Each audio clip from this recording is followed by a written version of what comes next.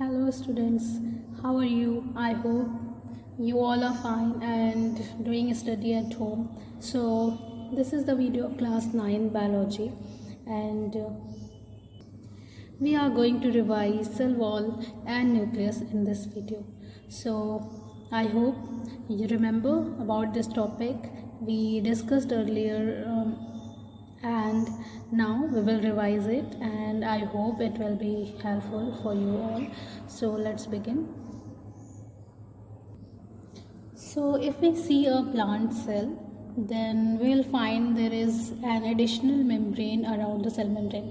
अगर हम plant cell और एनिमल सेल को कंपेयर करते हैं तो स्टूडेंट्स हम ये देखते हैं कि जो प्लांट सेल है उसके सेल मेम्ब्रेन के चारों ओर, suppose this is cell membrane, okay, this is the cell membrane, and इस सेल मेम्ब्रेन के चारों ओर you will find an additional membrane. इसके चारों ओर एक और आपको मेम्ब्रेन इस तरीके से देखने को मिलेगी.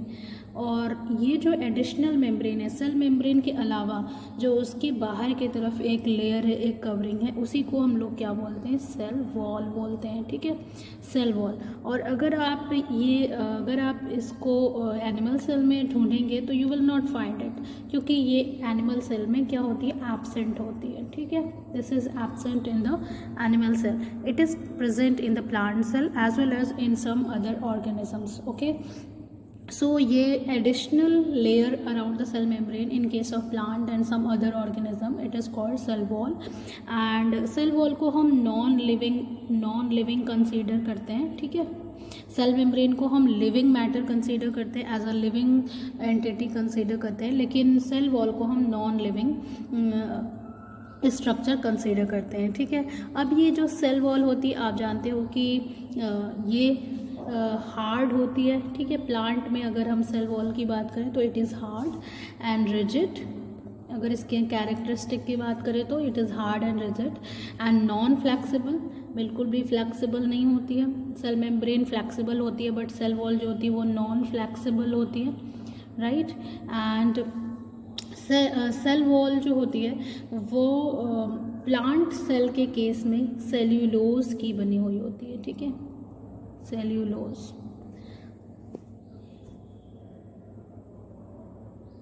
in case of plant cell, the cell wall is made up of cellulose, and this cellulose or substance, this cellulose is the most abundant organic compound present in this world. Okay, तो ये जो cellulose है वो दुनिया में सबसे ज़्यादा पाया जाने वाला कोई भी लिविंग ऑर्गेनिक कंपाउंड होता है जो पाया जाता है. तो ये सेल्यूलोज का बना हुआ प्लांट का सेल वॉल होता है. अगर हम किसी और ऑर्गेनिजम्स जिनकी सेल्स के पास सेल वॉल होती है, अगर उनकी सेल वॉल देखें तो उनका जो सेल वॉल होती है वो अलग अलग चीज़ों से बनी होती है. ठीक है, लेकिन आपको याद रखना है कि प्लांट सेल की जो सेल वॉल है वो सेल्यूलोज की बनी होती है. Okay, now you can see that cell wall is an outer rigid protective supportive and semi transparent covering of plant cells only. Okay, the cell wall lies outside the plasma membrane के चारों ओर बाहर की तरफ पाई जाती है.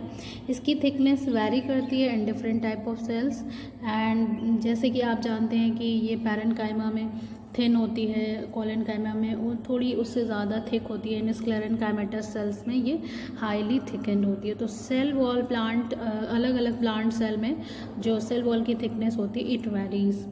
Cell wall is mainly composed of cellulose. अभी हमने बात की कि जो सेल वॉल होती है वो मेनली सेल्यूलोज की बनी होती है.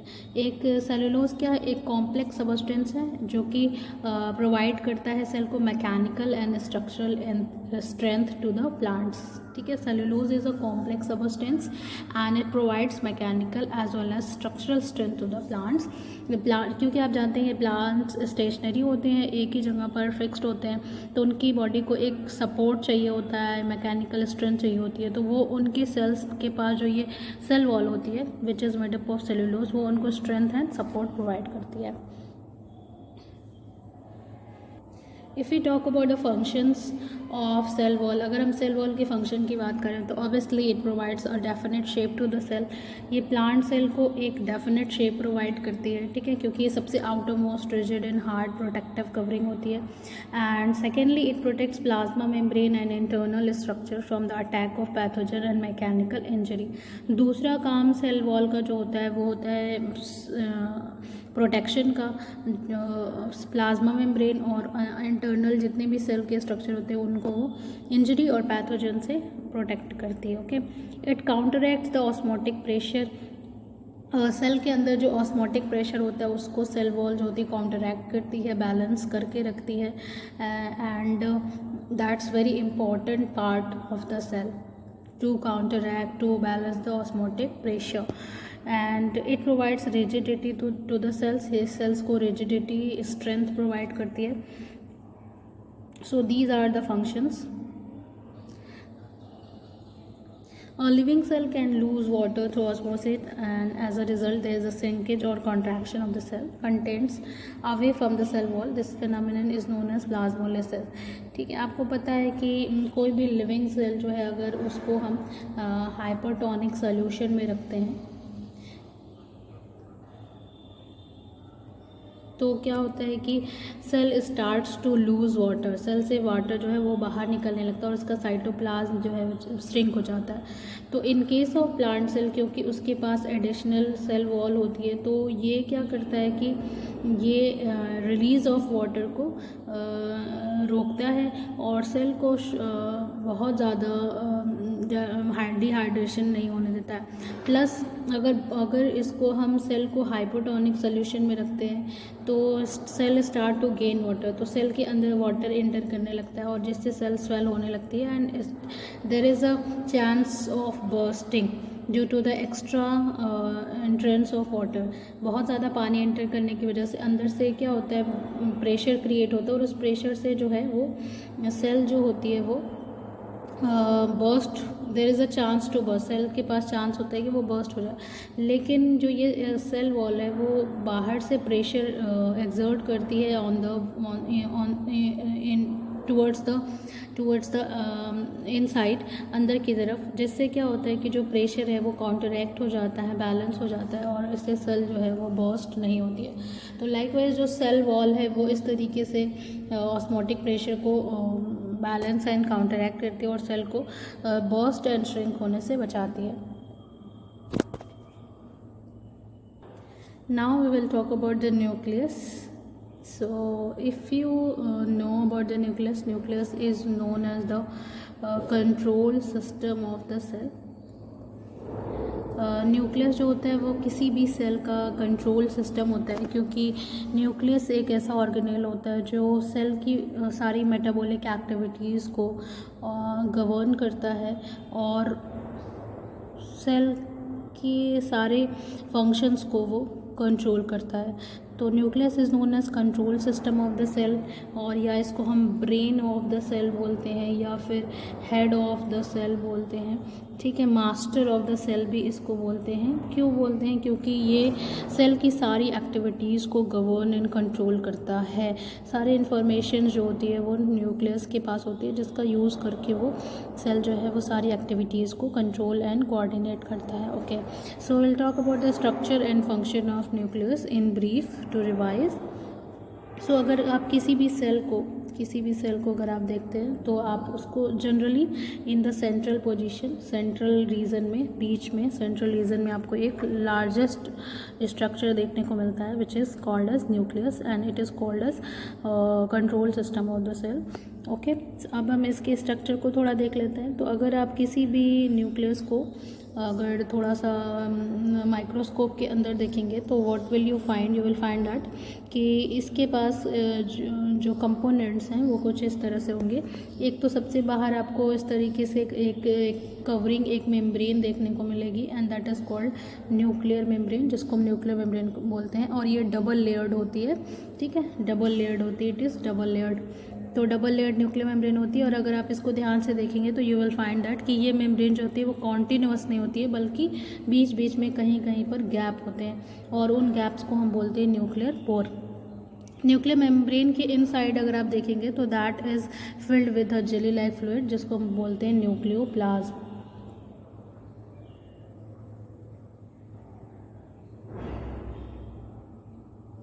Okay, the jelly like fluid filled inside the nuclear membrane, it is called nucleoplasm. और इसी न्यूक्लियोप्लाज्म के अंदर आपको एक डार्क राउंडेड बॉडी दिखाई देगी and which is called nucleolus. ठीक है, एक डार्क राउंडेड बॉडी होती है जो जनरली साइड में, मतलब पेरीफेरी की तरफ प्रेजेंट होती है, इनको इसको बोलते हैं न्यूक्लियोलस। और फिर उसके बाद अगर आप ध्यान से देखेंगे तो उसके पास न्यूक्लियोप्लाज्म में इंटैंगल्ड मास ऑफ थ्रेड पाया जाता है, उलझे हुए धागे की समान संरचना आपको उसमें पाई जाती है, जिसको हम लोग बोलते हैं क्रोमोसोम या फिर chromatin thread. It is called chromatin network या फिर थ्रेड भी इसको हम लोग बोलते हैं। क्रोमैटिन क्रोमैटिन नेटवर्क और क्रोमैटिन थ्रेड। ओके, यही क्रोमैटिन नेटवर्क थ्रेड जो होता है वो सेल डिवीज़न के वक्त क्रोमोसोम नाम के स्ट्रक्चर में कन्वर्ट हो जाता है। अगर आपको याद हो कि न्यूक्लियस की डिस्कवरी किसने की थी, तो it is important to remember that Robert Brown. सबसे पहले रॉबर्ट ब्राउन नाम के साइंटिस्ट ने न्यूक्लियस को ढूंढा था, डिस्कवर किया था इन 1831। Okay, now we'll see that the chromatin thread which is present in the nucleus, nucleus के अंदर जो ये क्रोमैटिन थ्रेड ये आपको दिखाई दे रहा है, ये इसका कंपोजिशन आपको जानना है कि ये किन चीज़ों से बना होता है। तो it is made up of 2 organic compound, one is DNA means deoxyribonucleic acid,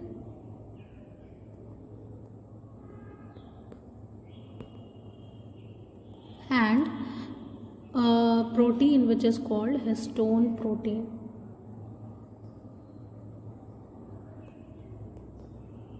Okay, so chromosome or chromatin network is made up of DNA and histone protein, and DNA एक जो होता है वो thread like structure होता है like this, and ये जो DNA का थ्रेड होता है वो हिस्टोन प्रोटीन को इस तरीके से वाइंड अप किया होता है, रैप किया हुआ होता है। इस तरीके से जो होता है वो क्रोमैटिन थ्रेड बनता है कि जो DNA का थ्रेड होता है वो इस तरीके से हिस्टोन प्रोटीन के ऊपर क्या होता है, इस तरीके से रैप्ड होता है, और इस तरीके से ये क्रोमैटिन नेटवर्क या थ्रेड बना हुआ होता है। और इस एक यूनिट को हम लोग बोलते हैं न्यूक्लियोसोम।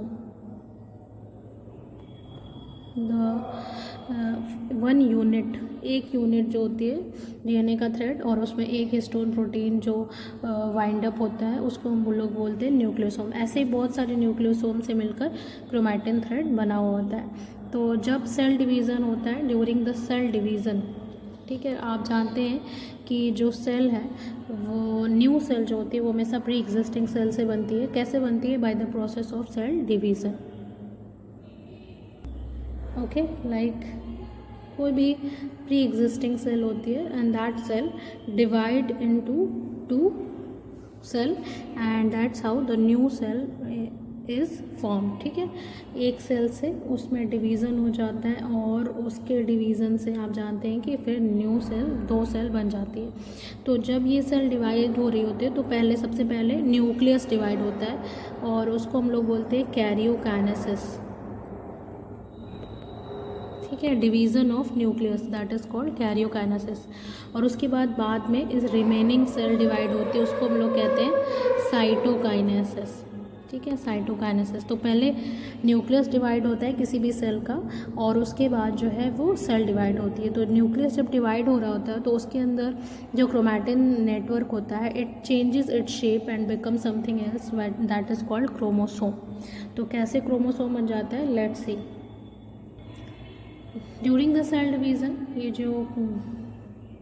ये जो क्रोमैटिन थ्रेड होता है इस तरीके से it start to condense and compact, वो कॉन्डेंस एंड कॉम्पैक्ट होने लगता है, like wise you can see. और इस तरीके से ये एक स्ट्रक्चर बनाता है, इसको हम बोलते हैं क्रोमोसोम। ये देखिए, ये सिंगल क्रोमोसोम है। क्रोमैटिन नेटवर्क के कॉम्पैक्ट होने से इस तरीके का स्ट्रक्चर बना है जिसको हम लोग बोलते हैं क्रोमोसोम। क्रोमोसोम में एक सेंट्रल पार्ट होता है जिसको हम लोग सेंट्रोमियर बोलते हैं, और उससे इस तरीके के हैंड्स लाइक स्ट्रक्चर जुड़े होते हैं, उसको बोलते हैं क्रोमैटिड। तो जब क्रोमैटिन नेटवर्क के कंडेंसेशन से क्रोमोसोम बन जाता है इस तरीके से, फिर इसका रेप्लिकेशन होता है, मतलब इसकी एक और कॉपी बनती है, क्योंकि एक से दो सेल बनानी है, एक से दो न्यूक्लियस बनाना है, तो एक जो क्रोमोसोम है उसकी कॉपी बनाई जाती है ताकि दोनों न्यूक्लियस में बराबर बराबर क्रोमोसोम जो वो डिवाइड हो जाए। ठीक है, तो इसके लिए क्या होता है कि देखिए, एक ये क्रोमोसोम है, इसकी कॉपी बनने लगती है और इस तरीके से इसी में एक नया क्रोमोसोम बनकर तैयार हो जाता है, और इन दोनों को हम लोग बोलते हैं सिस्टर क्रोमैटिड। ये क्या है? Duplicated chromosome. और सेल डिवीज़न के वक्त क्या होता है, जब न्यूक्लियस डिवाइड होता है तो ये दोनों अलग हो जाते हैं फ्रॉम ईयर, सेंट्रोमियर से। तो इस तरीके से दो जो है वो एक क्रोमोसोम की दो कॉपी बनकर तैयार हो जाती है, और दोनों जो है वो अलग अलग न्यूक्लियस में चली जाती है। और इस तरीके से जो भी इंफॉर्मेशन डीएनए के अंदर होती है, it goes to the new cell. ठीक है, तो आपको ये जानना है कि क्रोमोसोम के अंदर जो डीएनए होता है उसमें उसका जो फंक्शनल यूनिट होता है, डीएनए का फंक्शनल यूनिट, जो पार्ट डीएनए का फंक्शनल होता है, मतलब एक्टिव होता है, उस फंक्शनल यूनिट को हम बोलते हैं जीन्स। ठीक है, तो जीन्स के अंदर सारे डेटाज एंड इन्फॉर्मेशन होते हैं, और ये जीन्स जो होते हैं they are responsible to carry the characteristic and the information from parent to the new generation. ठीक है, एक सेल से दूसरे सेल में इंफॉर्मेशन एंड कैरेक्टरिस्टिक को ट्रांसफ़र करने के लिए जीन्स ही रिस्पॉन्सिबल होते हैं, क्योंकि इनके पास सारी इंफॉर्मेशन होती है। उस तरीके से कॉपीड करके जीन्स जो होते हैं वो इनकी कॉपी हो जाती है, और एक सेल में दूसरे सेल में चला जाता है। ठीक है, तो functional unit of DNA is called jeans. And nucleus जो होता है वो कुछ सेल में एब्सेंट होता है, लाइक जो रेड ब्लड सेल्स होती हैं हमारी बॉडी में, मैमल्स की बॉडी में जो रेड ब्लड सेल्स होती हैं, आप जानते हैं हमारे ब्लड में ब्लड सेल्स होती हैं, तो और आरबीसी, डब्ल्यूबीसी एंड प्लेटलेट्स। तो हमारा जो रेड ब्लड सेल्स है, जो mature red blood cell of mammalian blood, उसमें जो होता है वो न्यूक्लियस एब्सेंट होता है, नो न्यूक्लियस। ठीक है, न्यूक्लियस एब्सेंट होता है to provide more surface area so that the red blood cell contain more and more haemoglobin, and so that the more and more haemoglobin will carry the more and more oxygen. क्योंकि आपको पता है haemoglobin जो होता है वो oxygen carry करता है, तो जितना ज़्यादा इसके अंदर स्पेस होगा उतना ज़्यादा इसके अंदर हीमोग्लोबिन भरा जा सकेगा और उतना ज़्यादा ऑक्सीजन कैरी कर पाएगा। और इसी तरीके से प्लांट सेल के केस में एक सेल होती है जिसको हम लोग बोलते हैं कि सीव ट्यूब सेल। ठीक है, प्लांट सेल में, और इस सीव ट्यूब सेल में भी ये लिविंग सेल होती है, बट इसमें भी न्यूक्लियस जो होता है वो एब्सेंट होता है। So there are two cells which are exception and they do not have nucleus. एक तो रेड ब्लड सेल, मैमेलियंस की red blood cell, mature red blood cell, और दूसरी प्लांट के केस में सीव ट्यूब सेल। ठीक है, इन दोनों में मैच्योर सेल में जो न्यूक्लियस होता है वो एब्सेंट होता है to provide more surface area. Okay, और आप जानते हैं कि न्यूक्लियस के ही बेसिस पे जो है वो दो तरीके की सेल्स होती हैं, प्रोकैरियोटिक एंड यूकैरियोटिक, है ना। तो यूकैरियोटिक में कंप्लीट न्यूक्लियस होता है, it has complete nucleus. Okay, complete nucleus. जितने भी एनिमल्स हैं, प्लांट्स हैं, एल्गी, जितने भी हाई क्लास सेल्स हैं, सारी यूकैरियोटिक होती है, उनके पास कंप्लीट न्यूक्लियस होता है, मतलब कि nuclear membrane, nucleoplasm, nucleolus, chromatin thread, इस तरीके के सारे स्ट्रक्चर पाए जाते हैं कम्प्लीटली। लेकिन जो प्रोकैरियोटिक सेल्स होती है इसमें न्यूक्लियस एब्सेंट होता है, न्यूक्लियस नहीं होता है, इनकम्प्लीट न्यूक्लियस होता है। इनकम्प्लीट न्यूक्लियस की होता है, और कंप्लीट न्यूक्लियस की जगह पे सिर्फ डीएनए का थ्रेड होता है, जिसको हम लोग न्यूक्लियोइड बोलते हैं। ठीक है, न्यूक्लियोइड बोलते हैं। नाउ अगर हम न्यूक्लियस के फंक्शंस की बात करें, अगर हम बात करें फंक्शंस ऑफ न्यूक्लियस, तो न्यूक्लियस क्योंकि control system of the cell है, तो you can write that it controls all the metabolic activities of cell. ठीक है, ये सेल की सारी मेटाबॉलिक एक्टिविटीज़ को कंट्रोल करता है। एंड अगर किसी सेल का न्यूक्लियस हम निकाल दें तो वो सेल जो है वो मर जाएगी और it will be not be able to survive. And दूसरा फंक्शन अगर हम देखें तो न्यूक्लियस जो है वो रेगुलेट्स द सेल डिवीज़न, ये सेल डिवीज़न को रेगुलेट करता है। ठीक है, अगर किसी सेल में न्यूक्लियस नहीं है तो वो सेल डिवाइड नहीं कर सकती है, तो it regulates the cell division. And तीसरा, क्योंकि न्यूक्लियस के अंदर ही जीन्स होते हैं, ठीक है, क्रोमैटिन नेटवर्क के अंदर डीएनए और डीएनए के अंदर जीन्स होते हैं, और ये जीन्स क्या होते हैं, they control the one or more characteristic in any organism. तो और यही क्या होता है, they pass on from one generation to another generation during the cell division. तो आप कह सकते हैं कि nucleus is responsible in to transfer the character from parent to offspring, from parents to offspring। ठीक है, कैरेक्टर्स को पेरेंट्स से ऑफस्प्रिंग में ले जाने का काम भी न्यूक्लियस करते हैं, क्योंकि न्यूक्लियस के अंदर ही क्रोमोसोम होता है और क्रोमोसोम में जीन्स होते हैं, और वही जीन्स जो होते हैं वो कैरेक्टर्स को डेवलप करने में हेल्प करते हैं। Okay, so these are the main functions of the nucleus. Okay,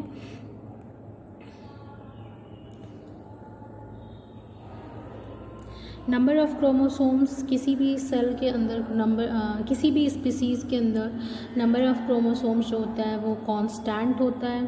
ठीक है, कांस्टेंट होता है, फिक्स्ड होता है। जैसे कि ह्यूमन बींग्स में जो नंबर ऑफ़ क्रोमोसोम्स होते हैं वो 23 पेयर्स होते हैं, 23 पेयर्स यानी कि 46। तो नंबर ऑफ़ क्रोमोसोम्स हर एक स्पीसीज़ के लिए फिक्स्ड होते हैं, जैसे कि ह्यूमन बींग्स में 23 पेयर्स 46, गार्डन बी में 14 होते हैं, ओनियन में 16 होते हैं। ये आपको याद रखना है। Okay, so this is all for this video. In the next video we'll talk about the another topic of this chapter. Till then, thank you.